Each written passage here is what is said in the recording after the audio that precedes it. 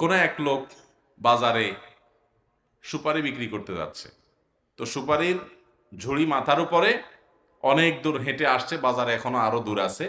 একটা বট গাছের নিচে বেচারা সুপারির ঝুড়িটা রেখে একটু রেস্ট করতে বসছে। অনেক সময় এরকম হয় না, বাজারে যারা যায়, তো বসছে। আর কোন এক ফাঁকে একটা বা দুইটা সুপারি পড়ে গেছে আর কি, তার মাথার উপরে শেওড়া থেকে বা টুকরি থেকে ওইটা পড়ে গেছে। আর দেখলো যে আরে ওখানে কুকুর না কিসে পায়খানা করছে, ওইটার উপরে পড়ছে। তো লোকটা রুচিসম্মত মানুষ, যে এই সুপারি আমি হাত দেবো আরেকজনকে বিক্রি করবো, থাক, আর উঠাইলো না, সে ওইভাবে ওইটা রেখে চলে গেছে। এরপর এক পানওয়ালা আসছে, সে পান বিক্রি করবে বাজারে যায়। তো সেও তার পানের ঝুড়ি নিয়ে ওই বট গাছের নিচে ছায়া আছে, অনেকেই বসে, সেও বসছে।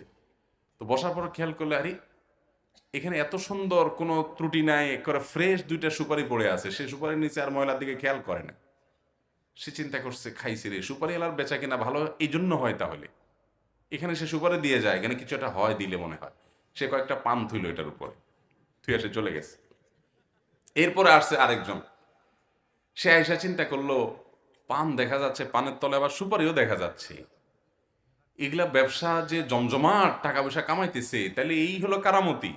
সে আবার তার একটা যেটা বেঁচে গেছে ওইটা সে কিছু রেখে গেছে। এভাবে একটার পর একটা যখন কয়েকটা রাখছে, এরপর একটা আসছে টাউট। ওই টাউট এসে দেখছে কাহিনী কি, এখানে এত জিনিস রেখে যাচ্ছে, সেটার গোমর ফাঁস করার জন্য একটা একটা করে সরায় দেখে, নিচে দেখে যে পায়খানা। তখন সে বলছে ও এর গোমর হলো এই, তাহলে যে পায়খানাতে সুপারি পড়ছে বেচারা উঠায় নাই, বাকিওয়ালারা সবাই এটাকে মনে করছে এখানে কোনো পিসাব আছে, এখানে কোনো কেরামতি আছে, গাছের নিচে কোনো বরকত আছে, কোনো মাজার টাজার কিছু একটা হবে, এখানে দিলে ভালো হয়, না হলে এরা এত মানুষ রেখে গেছে কেন, এই জন্য বাকিরা সব সে কাম করে গেছে।